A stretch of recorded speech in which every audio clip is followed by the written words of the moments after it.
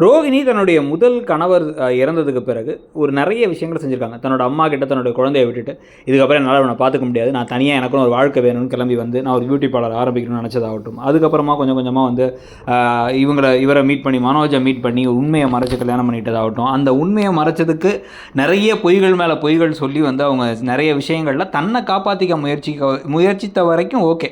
பாண்டியன் ஸ்டோர்ஸில் தங்கமயில் கூட அதான் பண்ணாங்கன்னு சொல்லி விட்டுறலாம். ஆனால் இவங்க முத்துவையும் மீனாவையும் வந்து அவங்க அவ்வளோ நல்லவங்களாக இருந்தாலும் அவங்க வந்து இவங்க குடும்பத்துக்கே இவங்க அம்மாவையும் பையனையும் காப்பாற்ற அவ்வளோ செஞ்சால் கூட அவங்கள காயப்படுத்தணும், கஷ்டப்படுத்தணும், அவங்க சந்தோஷமாக இருக்கக்கூடாதுன்னு நினைக்கிற அளவுக்கு மோசமான ஒரு ஆளாக தான் இருந்திருக்காங்க. அதுக்காகவே தான் இவங்க இன்னமும் வந்து மாற்றணும்னு சொல்லிட்டு நிறைய பேர் வந்து திருப்பி திருப்பி சொல்கிற ஒரு விஷயமா இருக்குது.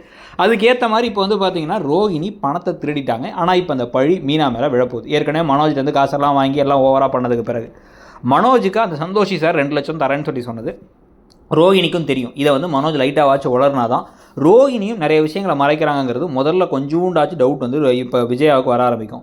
இதுக்கு பிறகு பார்வதியும் இந்த இடத்துல பணம் இருக்குது, நமக்கு பணம் கொடுத்தாங்க அந்த ஃபேமிலியிலேருந்து அப்படிங்கிறத நான் வந்து சொன்னதே ரோகிணிகிட்ட மட்டும்தான்.